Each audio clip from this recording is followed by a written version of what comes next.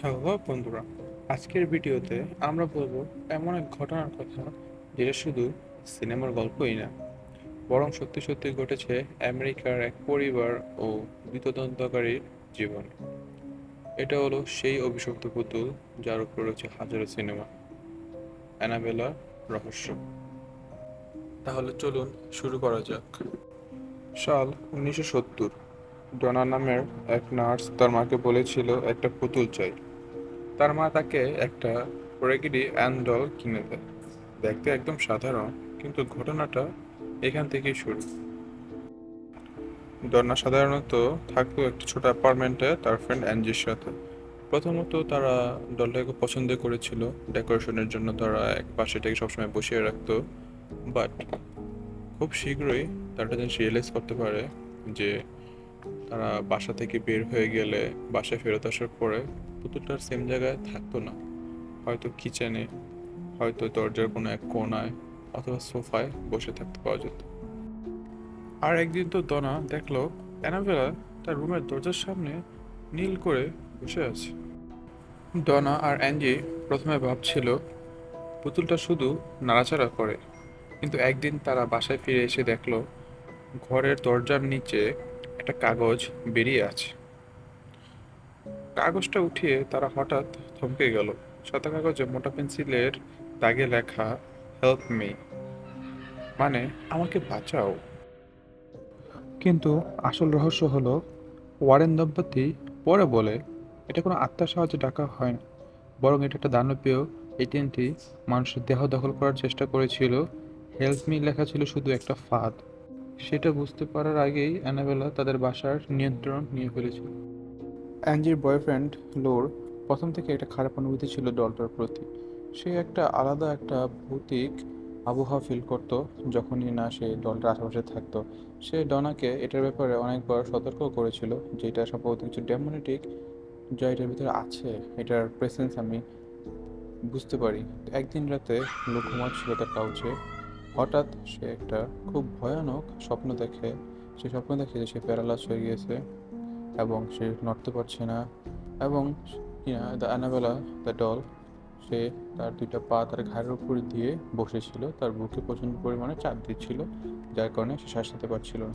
সে আচমকে ঘুম থেকে উঠে যায় এবং তার হৃদয়ে খুব জোরে লাফাচ্ছিল, যেন এটা স্বপ্নের সত্যি ছিল। লু বেশ চিন্তিত ছিল তাদের বন্ধু বান্ধবকে নিয়ে, যে তাদের সাথে কি হতে পারে। তো পরের দিন লু অ্যাঞ্জির সাথে দেখা করতে যায় তাদের অ্যাপার্টমেন্টে। তারা প্ল্যান করতেছিল একটু বাইরে ট্রিপ দেওয়ার জন্য, যাতে তাদের মাইন্ড ফ্রেশ হয়। হঠাৎ করে ডনার রুমের আশেপাশে থেকে কি যেন একটা মুভ করলো, এরকম কিছু একটা শব্দ শুনতে পাওয়া যায়। ডনা বাসায় ছিল না। অ্যান্ড দেন লু ঘর থেকে বের হয়ে চেক করতেছিল যে কোথাও কি আছে কি না। সো সে যেই ডনার রুমের সামনে যায়, সেখান থেকে সে কিছু শুনতে পায়, ভিতরে কিছু নড়াচড়া করছে অ্যান্ড কিছু ফিস ফিস শব্দ। যে তখন দরজা খোলে, এমটি, নাথিং ওয়াজ দেয়ার, জাস্ট অ্যাকসেপ্ট অ্যানাবেলা ডল। সে একটা কোনায় পড়েছিল যেখানে সে হওয়ার কথা ছিল। অ্যান্ড দেন হঠাৎ করে লোক কেন যেন না তার বুকে খুব জ্বালা পোড়া ফিল করতেছিল। খুবই জ্বালা, তার বুকটা যেমন ফেটে যাচ্ছিল। হঠাৎ সে ফিল করে যে এখানে কিছু একটা হয়েছে।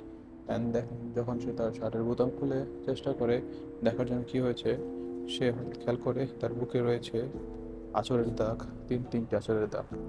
এবং কি বুকের আঁচড়ের দাগগুলো ছিল খুবই খুবই ভয়ানক, যেগুলো কোনো জানোয়ারের ক্ষেত্রে করা সম্ভব ছিল না। কজ এগুলো এরকম ছিল যে তার বুকটা খুব জ্বালাপোড়া করতেছিল, যাতে সে ফিল করতে পারছে কোনো ডেমোনেটিক কিছু সামথিং তার বুকে আঁচড় দিয়েছে এরকমভাবে। অ্যাট দ্য মোমেন্ট তারা বুঝতে পারে ফাইনালি যে এটা জাস্ট একটা বাচ্চার ডল না, এটার ভিতরে অবশ্যই কিছু ডেমোনেটিক এজেন্টি রয়েছে যা তাদেরকে প্রতিনিয়ত ক্ষতি করার চেষ্টা করতেছে। অ্যাট দ্য মোমেন্ট অ্যান্ডি ব্যাপারটা বুঝতে পারে অ্যান্ড সে ডনার সাথে কন্ট্রাক্ট করে সেই সময় বিখ্যাত দুইজন জার্নালিস্ট অ্যাড এবং লরাইন ওয়ারেনকে তারা ইনফর্ম করে ব্যাপারটা, সিচুয়েশনটার ক্ষেত্রে সব কিছু তারা জানায় এবং তাদেরকে বলে তাদের এই কেসটা হ্যান্ডেল করার জন্য।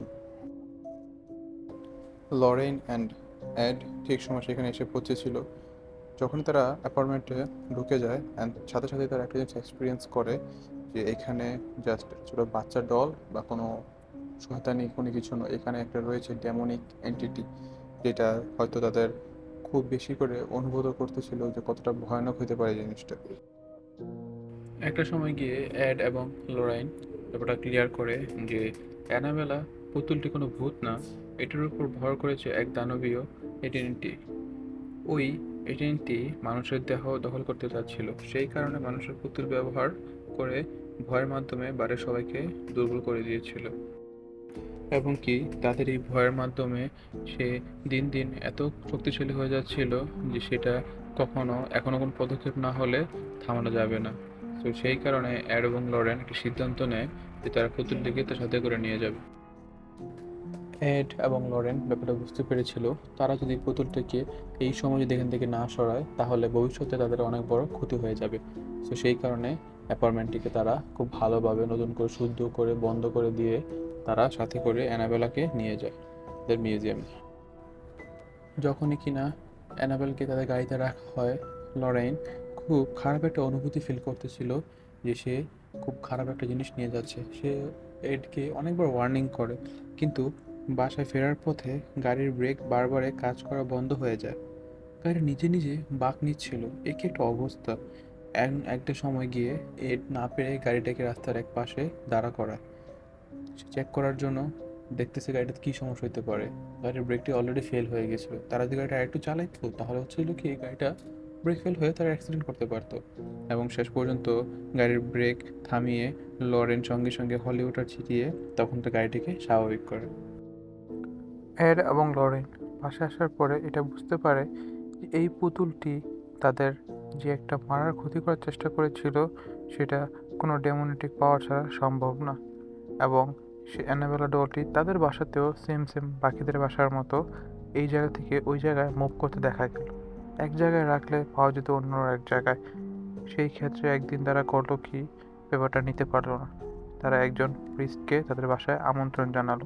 প্রিস্ট এসেই বুঝতে পারলো যে এটা কোনো সাধারণ ডল বা ডেমনিক এন্টিটি না, এটা নিজেই একটা শয়তান যে কিনা অন্য মানুষদেরকে আকর্ষণ করছে তার প্রতি, তার গোলামি করার জন্য, তার থেকে পাওয়ার ছিনিয়ে আর শক্তিশালী হওয়ার জন্য। এখনও সেই পুতুলটি তাদের মিউজিয়ামে বন্ধ করা আছে খুব সুরক্ষিতভাবে। মানুষ যায় দেখা করতে, আজ পর্যন্ত যতবারই মানুষ সেখানে গেছে ততবারই কোনো না কোনো কিছু একটা ফিল করে আসছে। সো এরকমই নিত্য নতুন আমাদের থেকে বিভিন্ন ধরনের আপডেট পেতে আমাদের সাথে থাকুন। অ্যানাবেলা মিস্টিরিয়াস ঘটনা সবসময় ছিল এবং কি সবসময় থাকবে। আমাদের সবাইকে আল্লাহ তাআলা বানিয়েছেন, সৃষ্টি করেছেন একটা একটা উদ্দেশ্যে। শয়তান সেরকমই একজন উদ্দেশ্য, যার উদ্দেশ্য হচ্ছে মানুষকে সবসময় ক্ষতি করা, মানুষকে ভুলিয়ে রাখা। So hello guys, that's it for today. So আপনারা চিন্তা করুন একটাবার যে এই পুতুলটি যদি আপনাদের হাতে থাকতো আপনাদের কি হইতো, অথবা ডনা, অ্যাঞ্জি অ্যান্ড লু অ্যান্ড লরেন তাদের মতো অবস্থা কি হতে পারতো। সো পাশে থাকুন, সাথে থাকুন, সুস্থ থাকুন এবং আমাদেরকে পাশে থাকার জন্য বেল আইকনটি প্রেস করে সাবস্ক্রাইব করে